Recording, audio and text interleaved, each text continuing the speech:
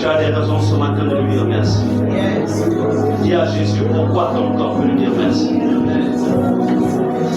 Il est celui qui te donne la vie, le mouvement et l'être. Il est celui qui te couvre de son sang et qui t'a purifié. Il est celui qui t'a arraché du royaume des ténèbres. Il est celui qui t'a fait asseoir dans les lieux célestes dans sa présence. Tu as des raisons pour lui dire merci. Il est celui qui te donne le souffle de vie. Tu as des raisons pour lui dire merci ce matin. Ne sois pas ingrat. Dis-lui merci, merci, merci. Merci, merci. Merci, Jésus. Merci, merci.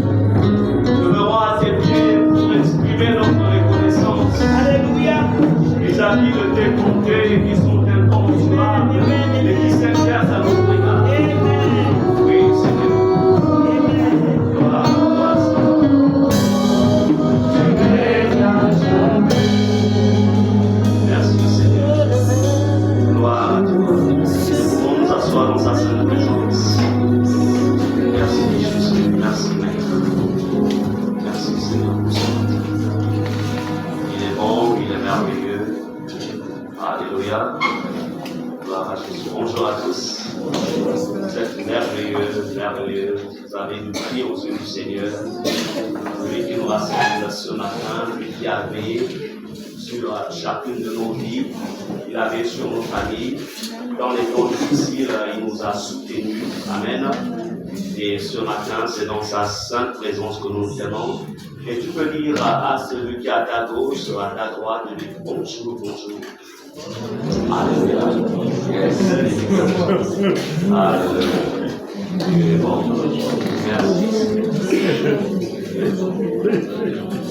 Amen. Ça te gêne dans ton frère. C'est ça. Ça te gêne. Ton frère. Peut-être que je peux réguler. Voilà. Amen. Ce matin,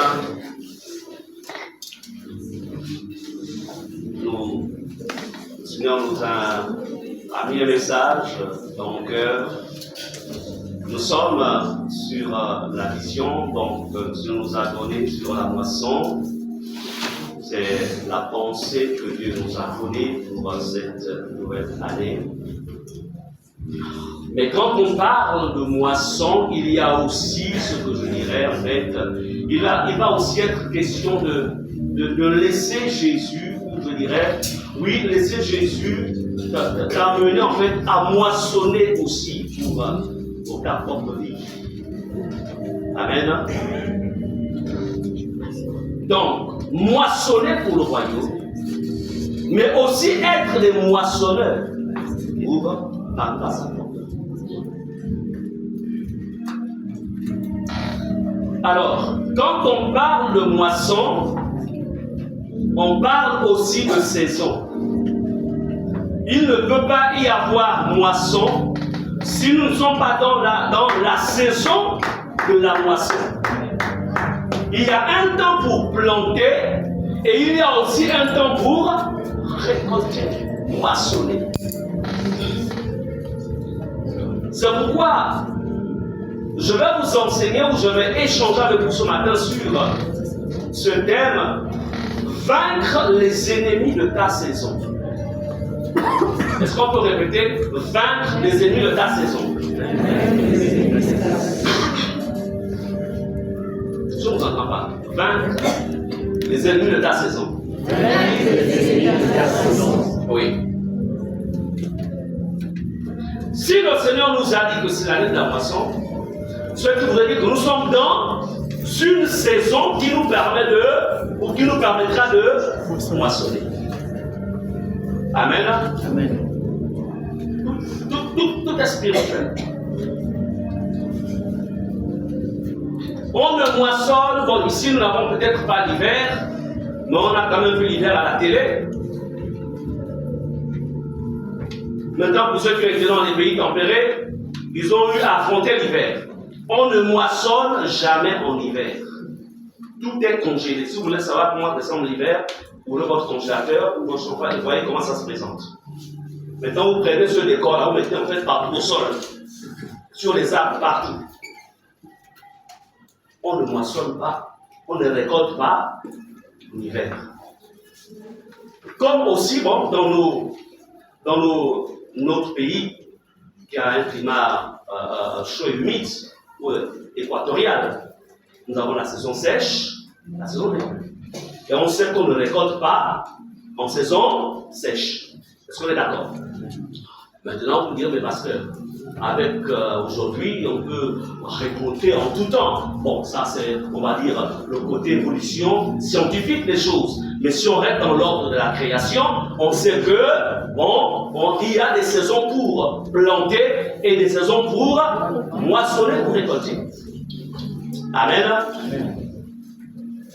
Ce matin, je vais vous parler des ennemis qui peuvent se présenter, ou souvent qui se présentent, les ennemis de notre saison, ou de nos saisons. Vaincre les ennemis de ta saison.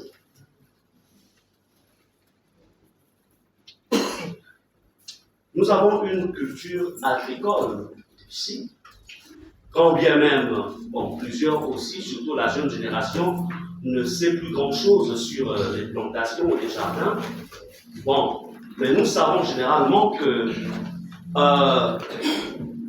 prenons toujours l'exemple de nos mamans qui ont, par exemple, des plantations, des jardins de maïs ou bien d'arachide.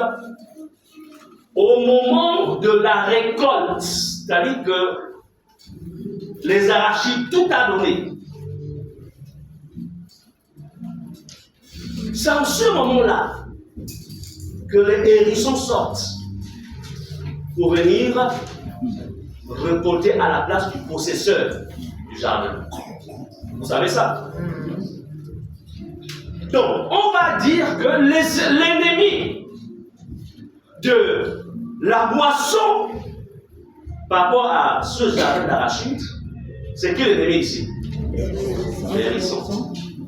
Et vous avez même certains oiseaux qui viennent même fouiller la terre pour prendre même ce qui est en train ce qui a donné de venir. Maintenant, prenez cette image, l'image d'une plantation d'arachide que, en fait, les hérissons viennent dessoucher, on va dire ça, viennent tout prendre. Prenez cette image, transposez-la en fait dans votre saison à vous, par rapport aux grâces, aux faveurs. Amen. Amen. Transposez. Il y a des ennemis de toute saison. Si vous n'identifiez pas les ennemis de votre saison, vous traverserez la saison et vous vous direz, mais finalement je n'ai rien récolté. C'est pas que tu n'as rien récolté.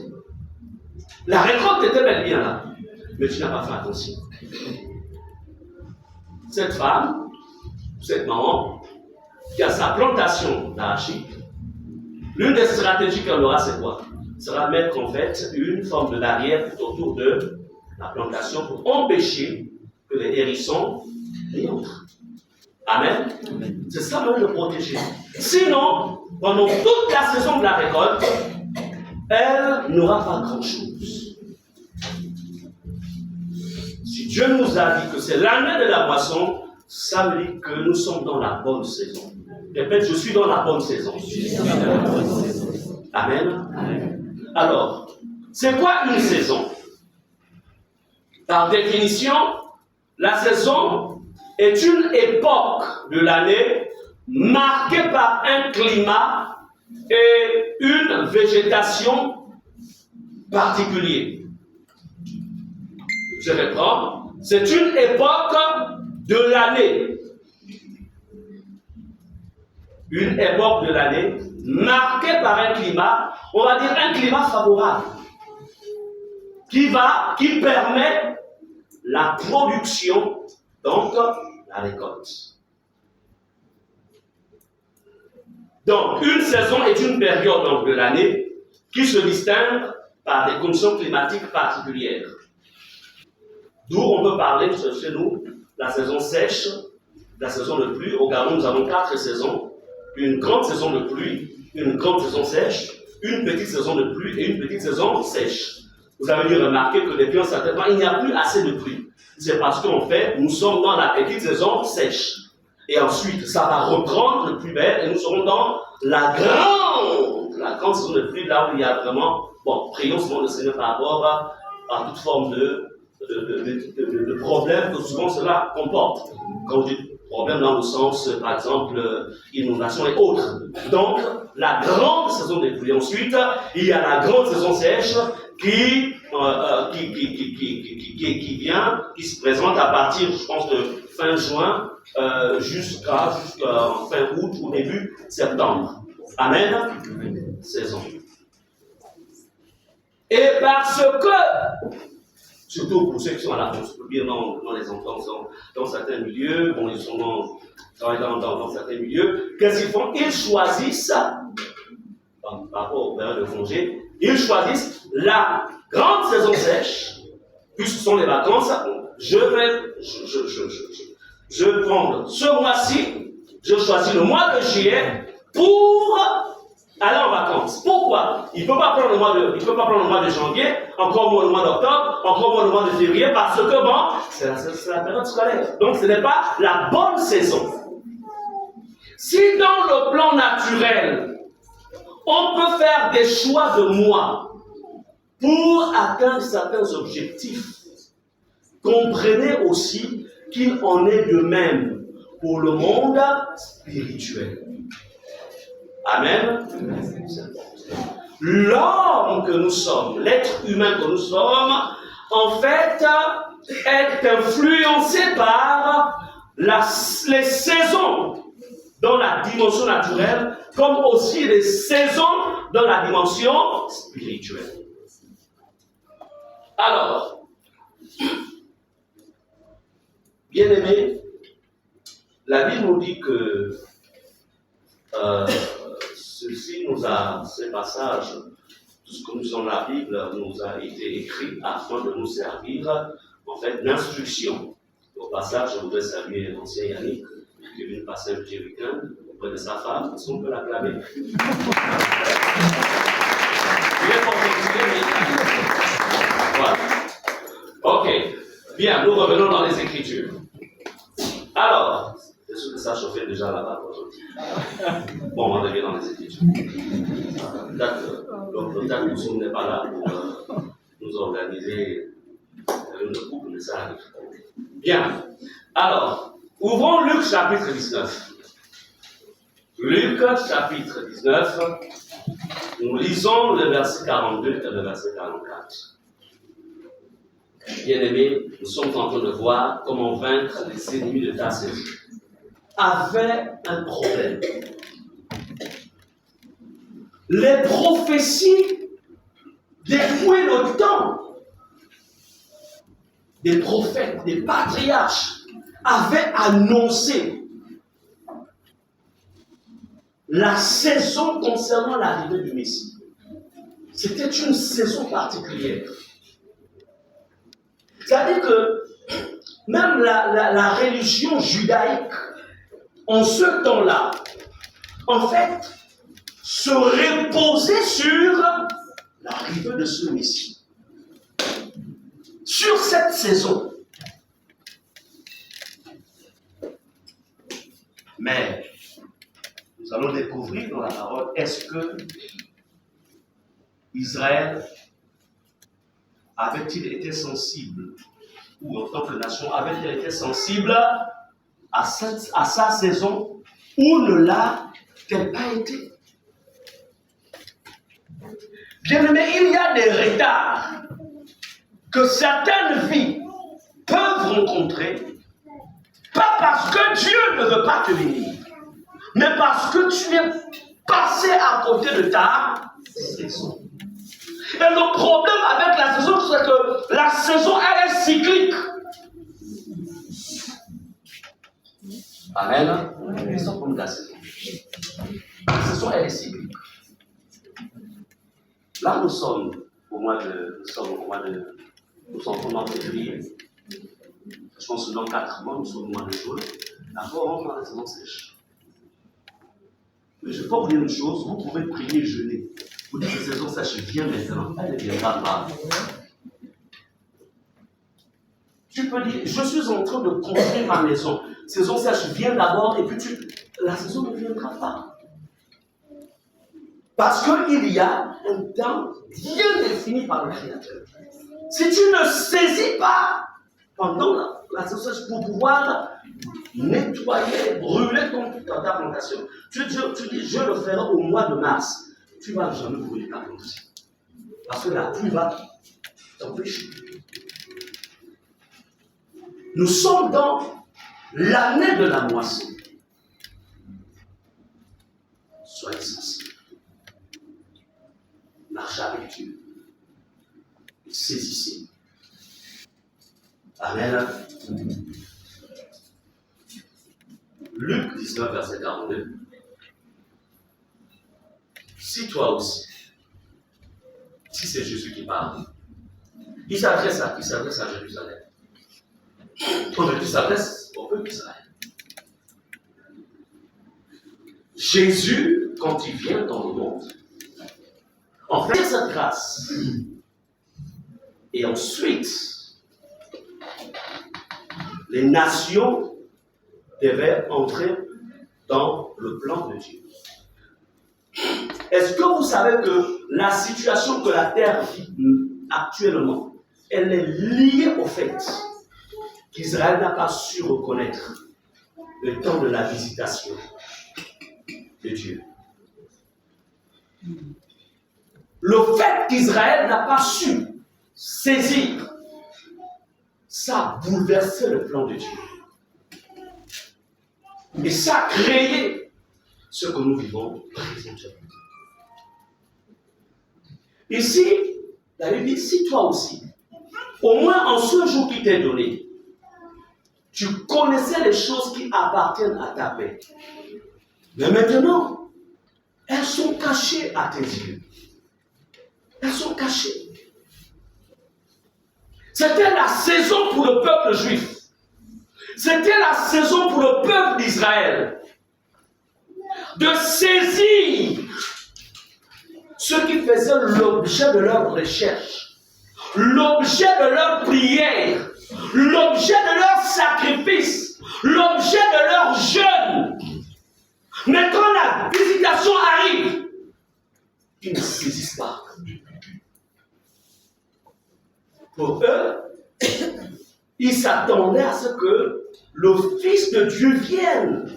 Certainement, déjà, qu'il naisse dans un palais et qu'il se déplace ou qu'il se déplaça dans un char d'or.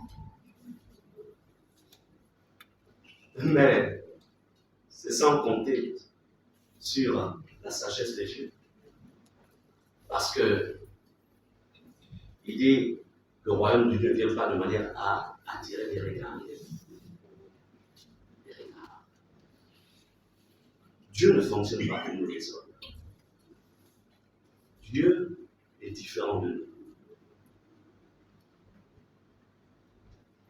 nous. Alors, Israël a sur sa terre Dieu le Créateur, mais dans un corps humain, et il n'arrive pas à identifier que nous avons là le Créateur. Au commencement était la parole. La parole était avec Dieu et la parole était Dieu. La parole est venue tabernacle, c'est-à-dire vivre au milieu des siens. Mais les siens ne l'ont pas reconnu. La saison. Israël n'avait pas reconnu la saison. Please.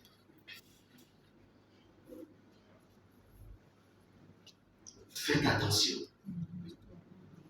Quelqu'un peut passer à côté de sa saison. Quelqu'un peut passer à côté de sa saison. Beaucoup de personnes parfois jugent Dieu. Le monde n'a jamais été du côté de Dieu. Parce que Dieu est infiniment bon. En lui, il n'y a point de mal. Donc, parce qu'en lui, il n'y a pas de mal, il n'est pas capable de faire le mal. Parce que pour produire le mal, il faut avoir en soi, en fait, une petite sémence de mal. Mais en lui, il n'y a pas de mal. Donc, il ne sait pas faire le mal. Donc, il y a des choses qu'on attribue à Dieu. Dieu dit, ce n'est pas Dieu. Soit c'est toi-même, soit c'est le diable. Amen. Jamais Dieu. Maintenant, la méconnaissance de Dieu, c'est-à-dire le manque de connaissance de Dieu, les gens disent attribuent tout à d'autres. Parfois, Dieu est étonné. Mais ce n'est pas moi. C'est que tu ne maîtrises pas le fonctionnement, en fait, du cycle des temps. Alors, regardez ce que... Parce que Israël ne connaîtra pas, n'avait pas pu identifier sa saison, c'est-à-dire le temps où il fallait le temps moissonner. Au verset 44 de Luc 19, il est dit, alors, ils te détruiront, qui? Les nations te détruiront. Toi et tes enfants, au milieu de toi. Et ils ne laisseront pas en toi pierre sur pierre, parce que tu n'as pas connu le temps où tu as été visité. Tu n'as pas connu le temps de ta saison. Chrétien. Il y a le temps de la saison. Il y a toujours le temps de la saison. C'est comme l'école. Un enfant qui blague, pendant le temps de l'école, au lieu qu'il se concentre, mais il joue, il plaisante, il blague, il y a une saison pour l'école. Il y a une saison pour on appelle ça comment? Il y a une saison pour le pré-primaire, on est d'accord. Il y a une saison pour le primaire, il y a une saison pour le lycée ou le collège, il y a une saison pour l'université, il y a une saison pour les études supérieures. Maintenant, imaginez-vous un instant, que peut-être mon dise, moi, à mon époque, il n'y avait pas de pré-primaire. Pour que je me rattrape, je veux aller au pré-primaire. Dites-moi, il y a un pré-primaire, c'était un moment. On est tous d'accord? Non, attends, papa. Amen. Donc, même si en ce temps-là, il n'y avait pas l'école primaire, il n'y avait que le CP1 qui commençait par le CP1. Mais, bon, on fait avec. Est-ce qu'on est ensemble? Il y a une saison.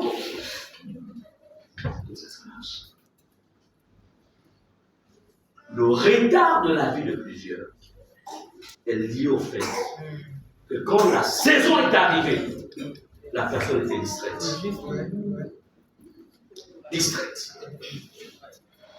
La personne dormait. Réveillez-vous de votre sommeil. Lorsque tu n'es pas, parce que Israël n'avait pas été sensible au temps de sa visitation, ce qui va se passer, c'est que ses ennemis vont entrer en action. Ils vont détruire Israël. C'est à partir de là qu'Israël en tant qu'État sera détruit. Je pense que c'était au règne de Titus, si je ne me trompe. Vont tout détruire. Et Israël n'existera plus comme nation jusqu'en 1948, parce que leur terre sera occupée par d'autres peuples, les Arabes, et ils vont être dispersés dans le monde entier, jusqu'en 1948, où à nouveau Israël va ressurgir, va renaître plutôt de ses cendres, et à nouveau l'État d'Israël va exister à nouveau. Et là, c'était par rapport à une parole prophétique. Amen. Amen. Allons-y dans Matthieu 23. Versets 37 à 39. Et là, je vais solliciter l'ancienne Sarah.